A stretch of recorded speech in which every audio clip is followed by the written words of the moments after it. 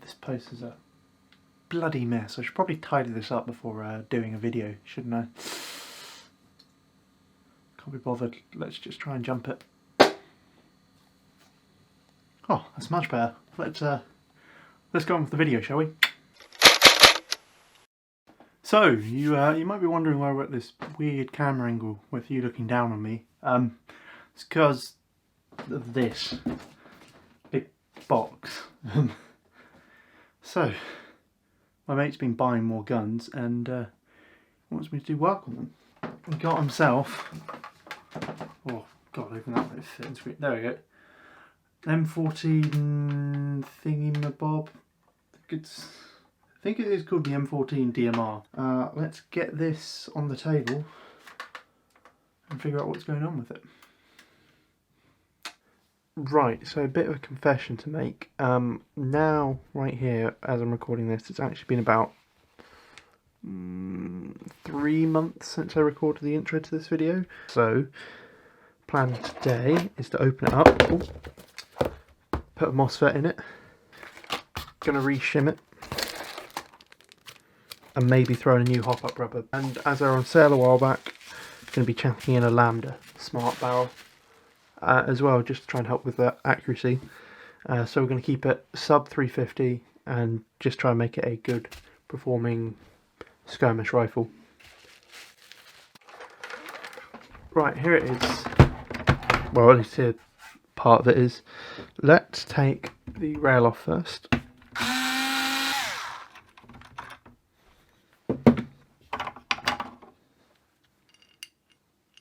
Put that to one side.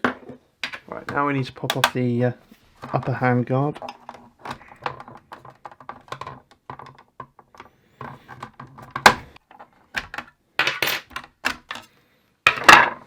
The trigger guard here is actually a hinge loop. I'll show you in a minute, but it locks in here and holds everything in place.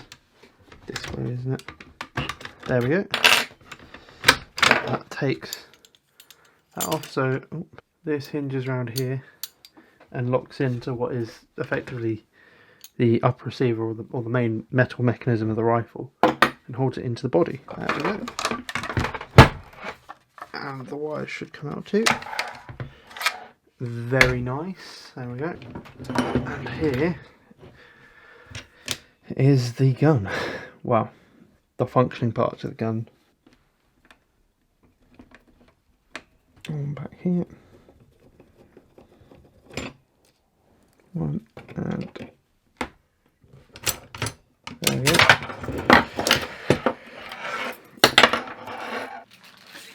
So, past me was an idiot. I don't know why I did it like that in that video. Every time since then, it's so much easier to do.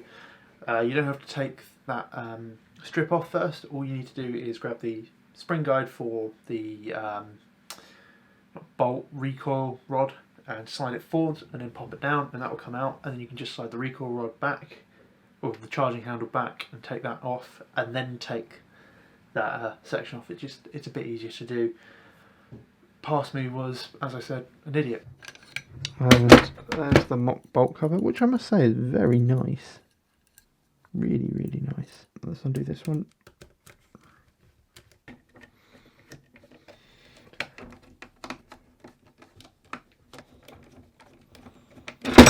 Oh, interesting. Way, at least that's out of the way. One long inner barrel and weird looking hop-up unit.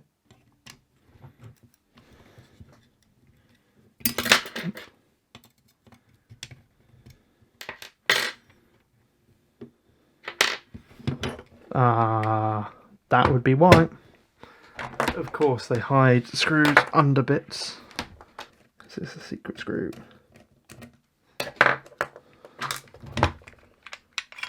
It is. And one solid upper receiver, one magwell, and one gearbox. Right, so let's crack this bad boy open. I'm going to start by taking the fire selector gear off.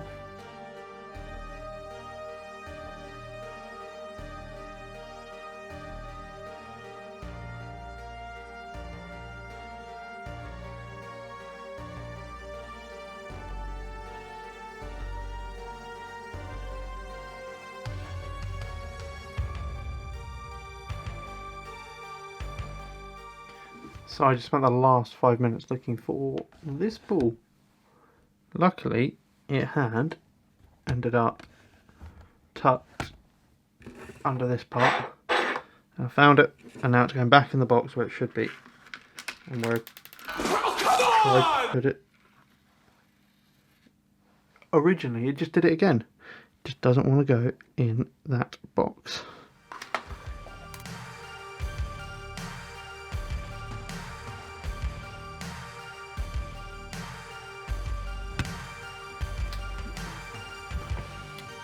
That is all carbon burn, so you can see I can just scrape that back to silver.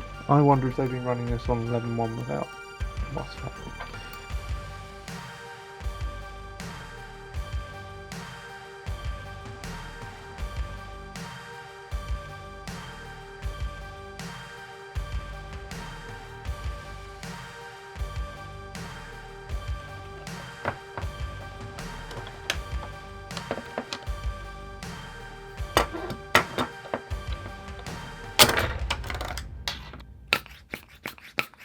Not much in the way of air seal there. A lot of grease on these, a lot of gunky grease in this, and that is an interesting looking spring. Cut down, so that's going to be, but it has gouged away at the inside there a bit, so I'm going to pull out one of my stock springs and chuck it in here for Scott. Right. Now, I'm no negative airsoft when it comes to shimming speed, but I do like to get it done.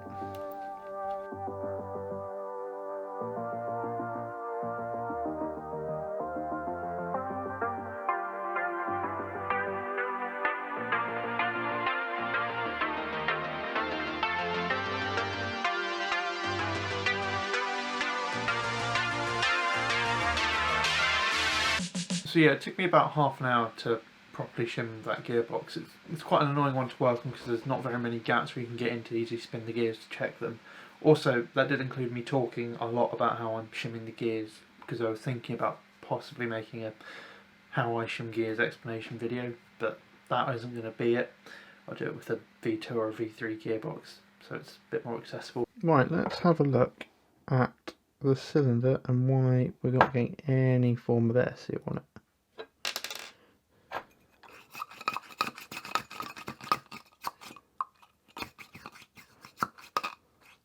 The piston head seems to be the root cause of it, so let's give it a bit of grease to work with.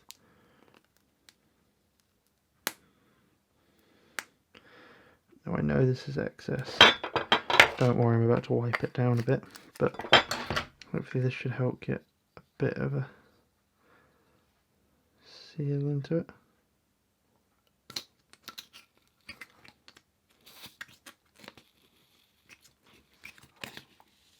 Oh, that's starting to get a good seal.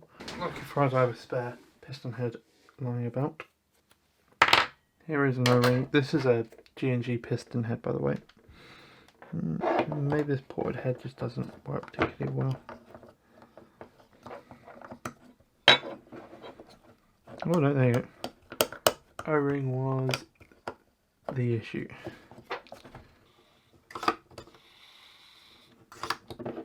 There's a bit of air leak, so I'm just going to grease. Give your air nozzles a good old rub. Yeah, boy. Nope, that's pretty good. Cool. No complaints there. Right. Right, let's get the soldering iron out and do the last few parts.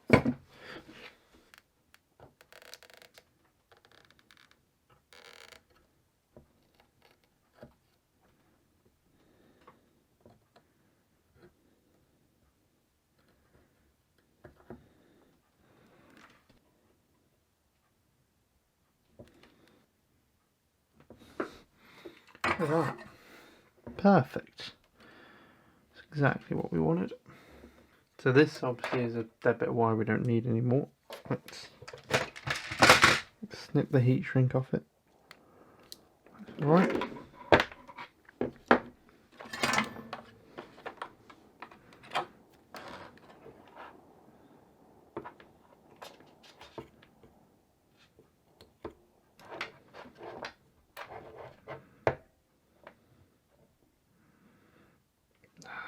stir it properly.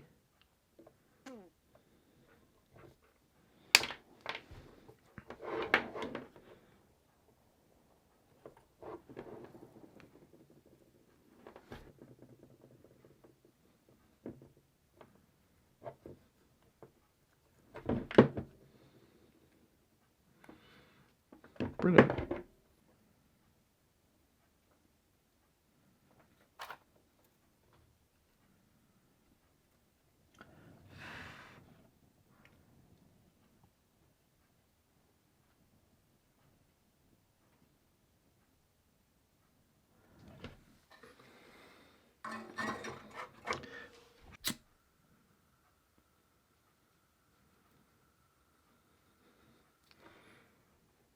Nice.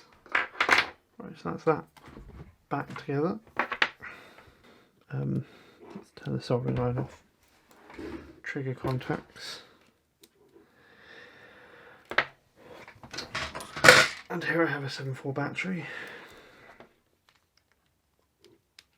Realistically, if nothing goes wrong,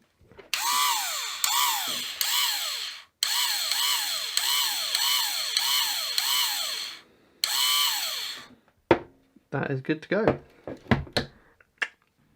That's not a bad looking barrel. Let's unclip it and slide it on out. It's quite squishy. This feels like a TM hot rubber, so I think I'm going to leave this be.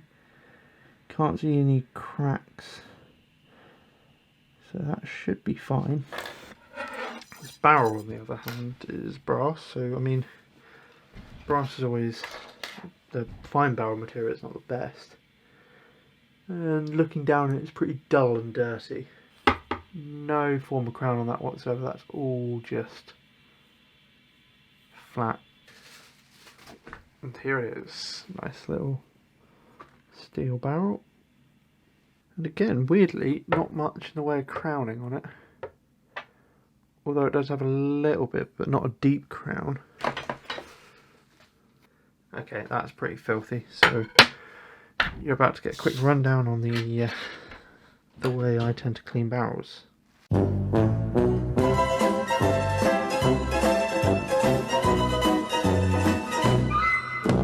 I will say, if you're getting any new barrel, give it a good clean before installing it, because a lot of the times they've still got muck in from factory. But first of all, what I'm going to do is put a bit of silicone grease onto the barrel, not in the hop window, just in front of it and around the bottom, to help give a better air seal and get more consistency shot to shot. Let's get a dollop of that on, and then use the Mark 1 finger to smear it all around. Line that bad boy up.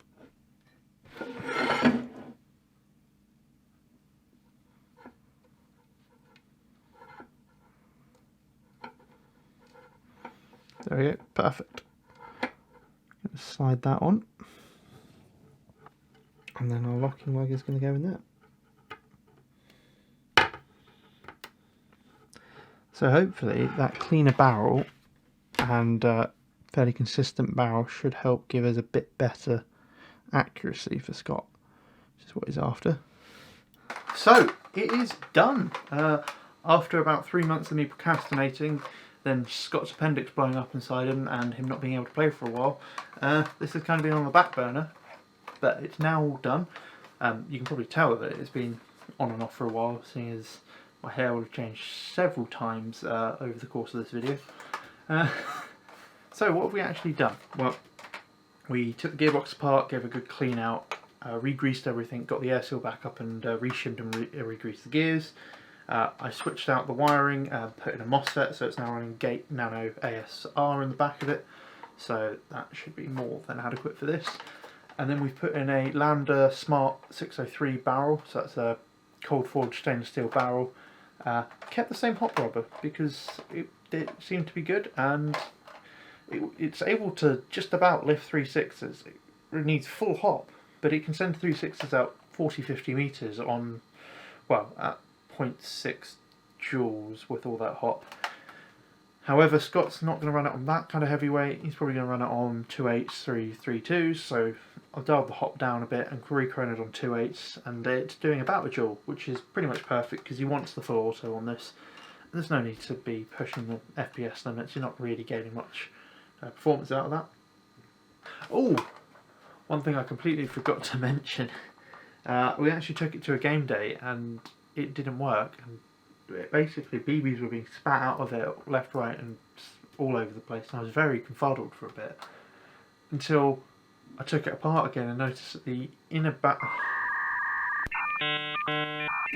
outer barrel inner diameter is way bigger than a normal inner barrel, and the inner barrel was just wobbling around like this inside of it. So I have pulled that all out and taped the inner barrel, so it's now stabilised in here, so you should be getting very stable shots out of this. So hopefully I won't be seeing this in a while, but no doubt Scott will want to upgrade it to a DMR at some point, and I'm pretty sure it's ready to go for that. But for now, it should be a very nicely performing rifle. And if we look at some videos I shot this weekend gone, we can see on a 7.4 LiPo, in fact on this 7.4 LiPo, it's a 1300 7.4, it's doing quite a nice healthy rate of fire, not too high, which is good, and it's got a pretty decent trigger response, so overall I think Scott is going to be quite happy with it. That should about do it for this video. Hopefully it's not been too long, hopefully I haven't bored you all to death, and if you've made it this far, thanks for sticking around. I will see you guys in the next one. You know what, between you and me, I'm kind of happy I'm done with this. I'm not the biggest fan of M14 gearbox and internals, and quite frankly I'm looking forward to having a break from these and going back to, you know, V2, V3 and L85 gearboxes. Oh,